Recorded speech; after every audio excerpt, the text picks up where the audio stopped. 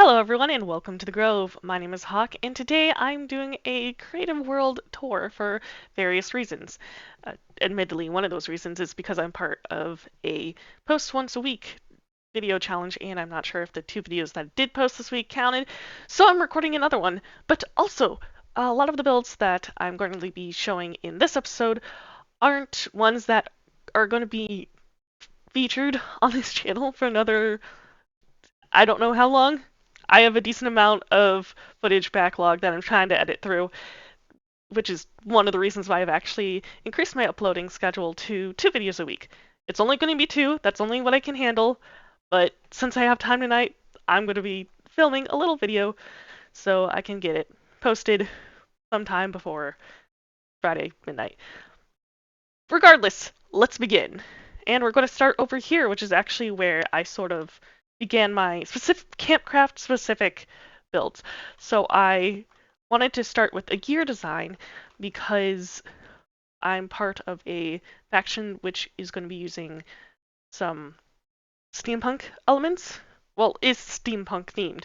So I wanted to have a basic gear shape just to have around.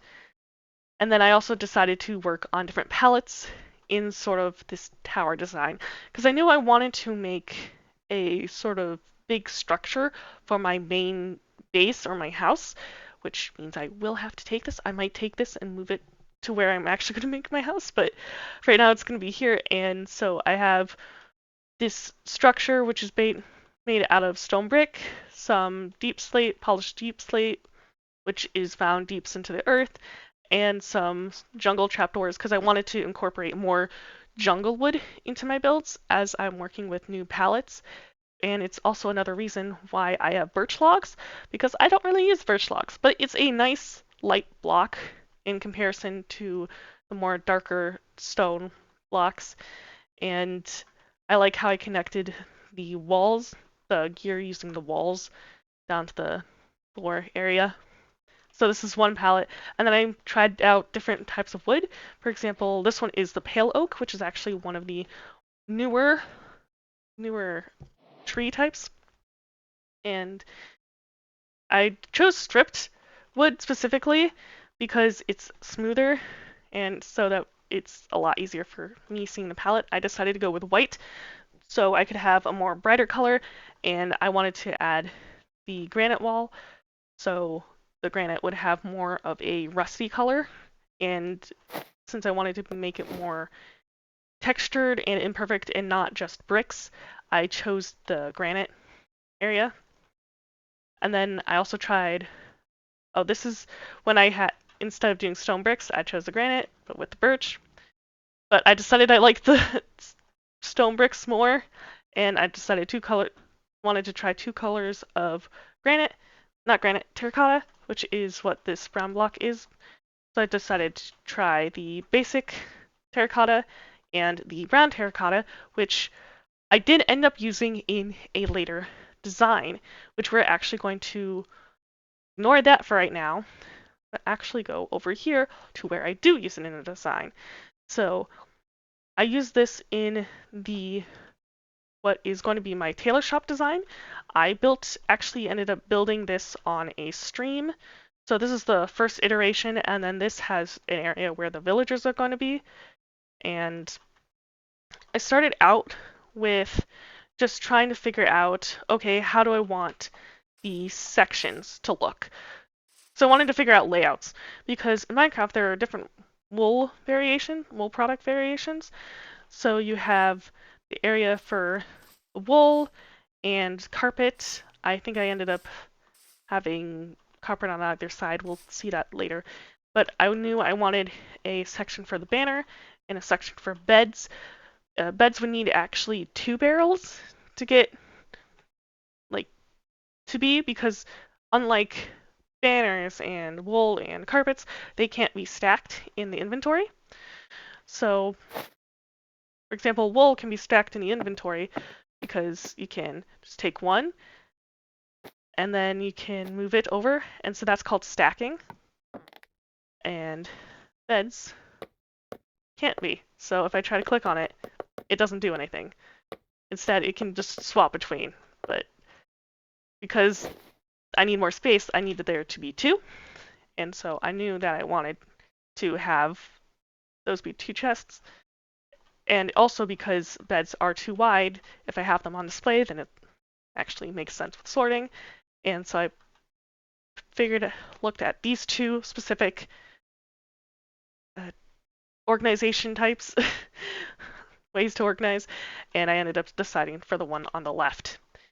Then over here, I think it was no, it was over here where I tried to figure out how I was going to actually put them in a line. So you see here is how they look in just a wall shape. So you have the black going all the way up to the white with the two grays in the middle. And so you also have the gray wool that is in the floor, which is just acts as part of the floor. And then you have the carpet being the middle area. So it could show off both of the carpet, but also the wool blocks. So the wool would be stored here in this chest, banners would be here, carpet would be in the middle, and then you have the beds in the center.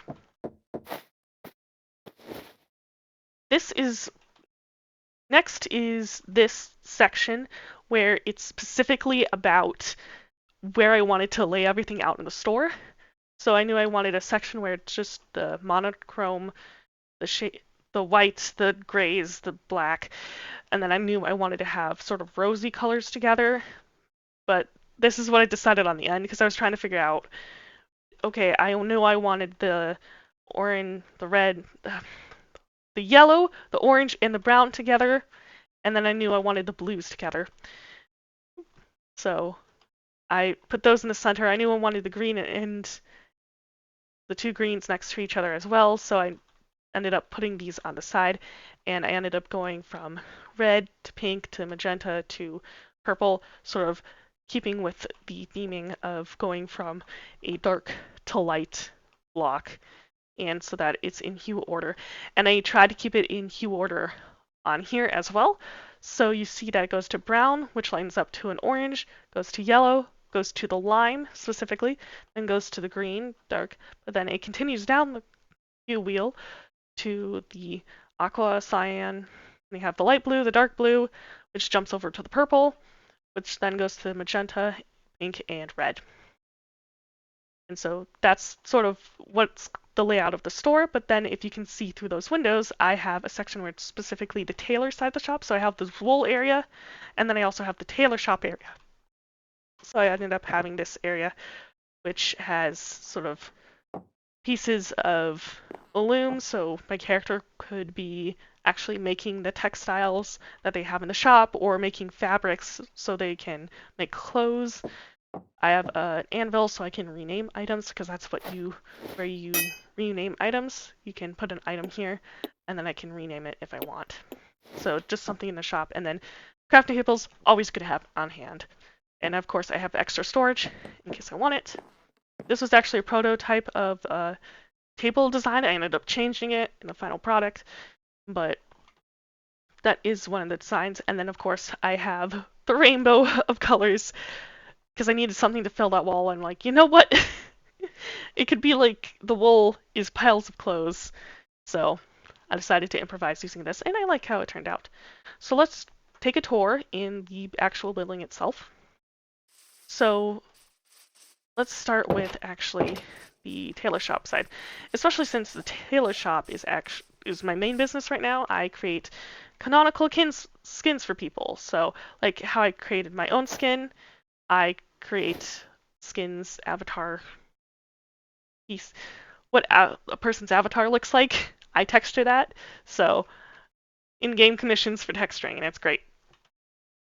I ended up choosing the deep brown terracotta. I really liked that color. I've been liking that color, and so I decided to use that. I also decided to use spruce logs just because it's part of my current building style, along with the spruce fences.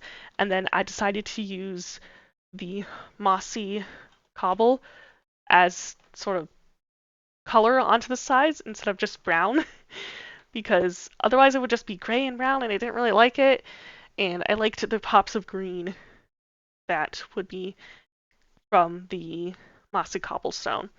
And I like just trying to figure out a system for how I would do the outside. So if something was blank wall, I'd try to figure out a unique pattern, or I'd have similar patterns. For example, here is the same thing as here.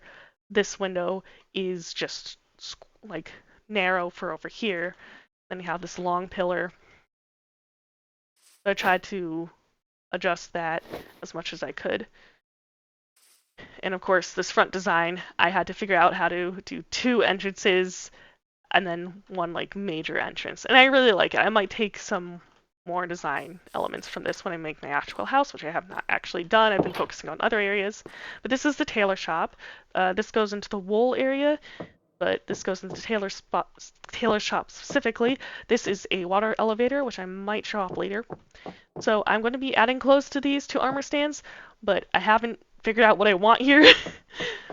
And then I also have empty clothing order forms, which will be filled eventually. I'll just have empty order forms when I end up making them game and putting them here, which will have what's your name, what you want to have, or maybe just, hey, I want to set up a time with you to figure out the clothing orders. And I'll have like an explanation book on this lectern in the actual game. And then this is an ender chest. So if I put in something in here, I can take it out later in a different location. All ender chests connect up into 1 inventory, and that is specific to each player. And so I want one for every person who arrives at the shop. I also have a submitted orders for Hawk, and I ended up just having a barrel into a hopper that feeds into this barrel. So they know where to actually submit the empty order forms. And then, of course, I have the rainbow of colors, and then I have the beautiful window, but also the sort of armor stands that I currently have in tow, which is about skins that I have already made, outfits that I've already made for people. So this one was a red sweater, red Converse, and then brown pants.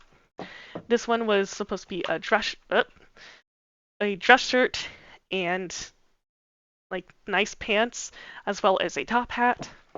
And then of course we have either a dress or a military outfit.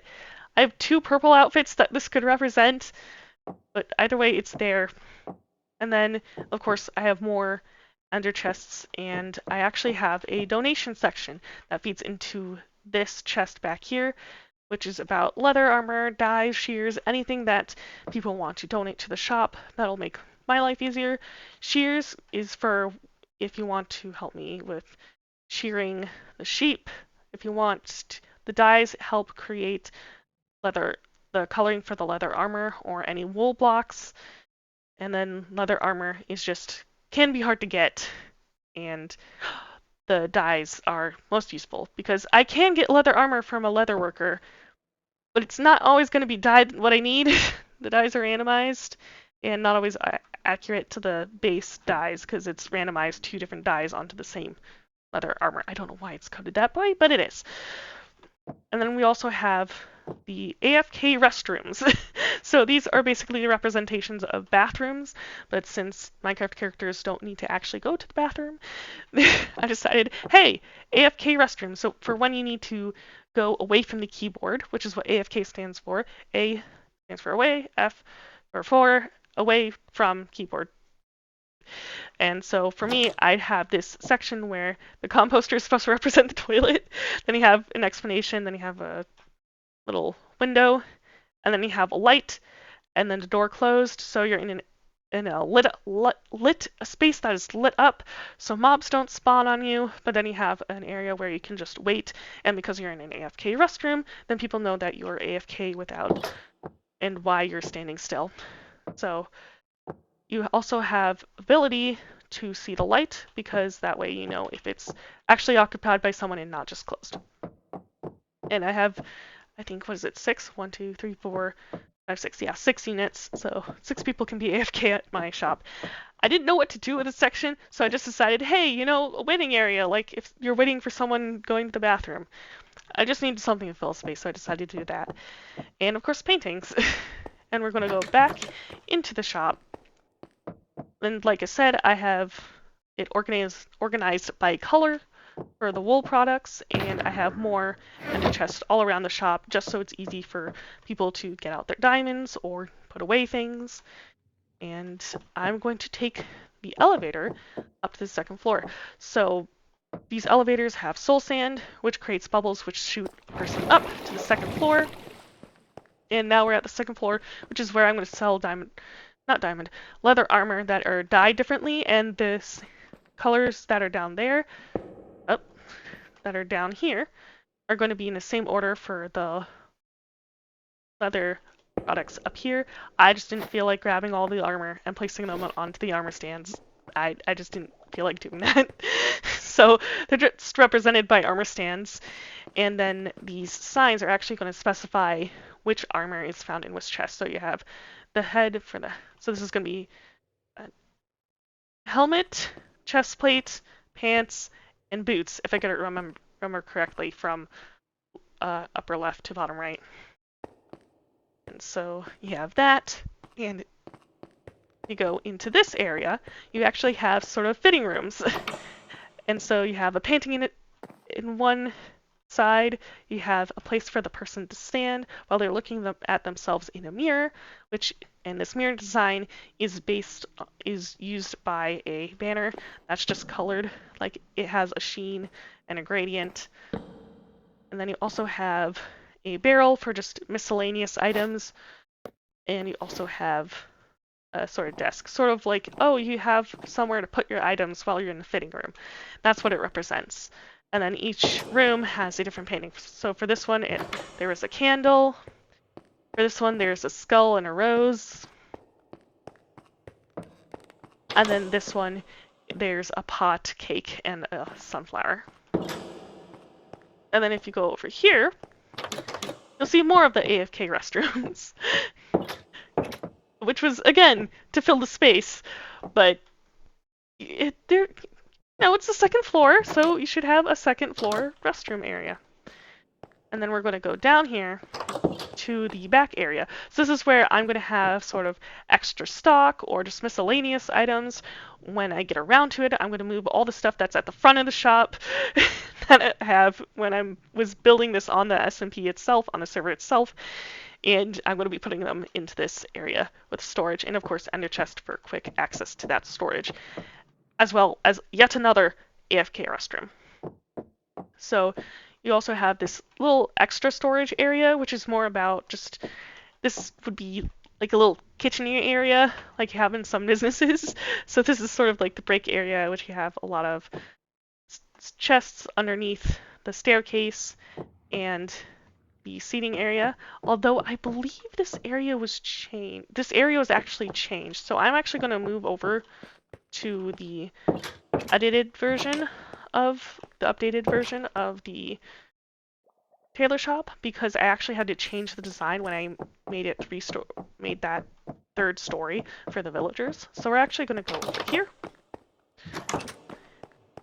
So as you can see, I did end up removing some of this. For example, I moved a pot and I moved some of the windows, and that's because I ended up realizing that the back area was actually going to be against like the mountain, and so I didn't need the windows or the back design, so I just decided to remove it. I might put a painting there, I haven't figured out yet, but I still kept the storage in the different types of furnaces because they each have different use. For regular furnaces, such as this one, it's multi-purpose, anything can be smelted inside. But blast furnaces only really cook ores and cook them, but cook them faster. And smoker does the same thing, but specifically for food. And of course, I have an elevator up to the third floor, which has the villagers. I have extra stock, so these are for the leather that I have back stock. And these are my 2 leather workers. I needed a test to make sure they wouldn't get out of this area so that they don't wander off and get hurt. So, but I have everything that they need. So I have desk space where they can work on leatherworking projects. I have their task blocks, their workstations, which are cauldrons over here, but it's also as if they're actually dyeing the cauldrons. And then I have a painting and a bell for their gathering area, so they gather over on this side when it's their sort of midday workstation day. And of course, different color beds to represent the two different villagers. So they do have each other as company, and it's like a mini apartment.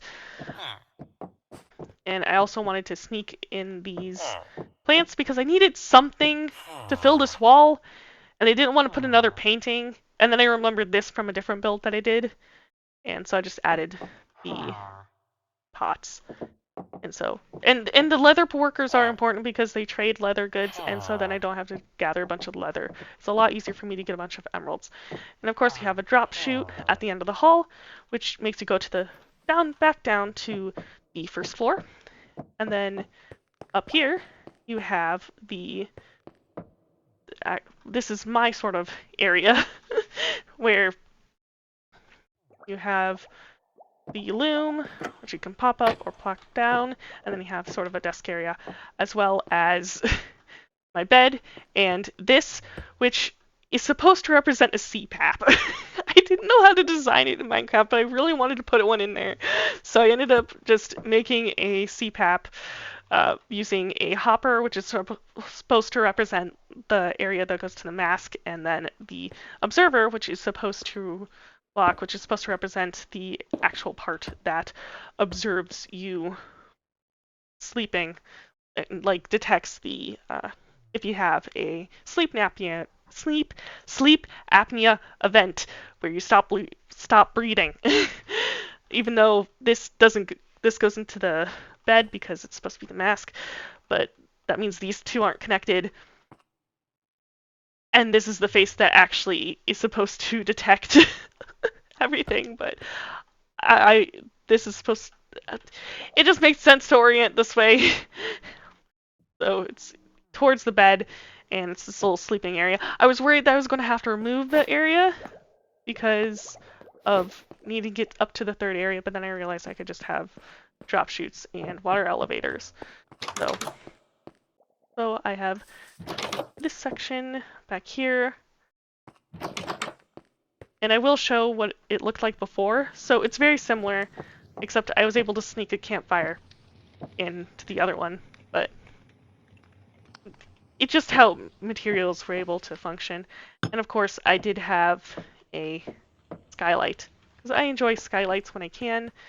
You notice that there's another one over there, as well as one over here, and alongside here, because I think it brightens it up, and then you can see if it's day, night, raining, more than just looking out these windows. So this video is going on a long time, so I'm just going to cut this into two parts. I'm going to save this specifically for the tailor shop, and then maybe I'll do another one next week at my regular posting time, which is going to be specifically about my sort of condos that I built, that process. But I did work on this a lot, and I'm very proud of it, so this is my little showcase of what I did for the Tailor shop design and wool products. This shop, my main shop, which will get finished eventually. So it just hasn't been finished yet. So I'm going to drop shoot and just leave you a little bit. So I hope you have a good day, night, whatever time it is for you, and thanks for watching. Bye!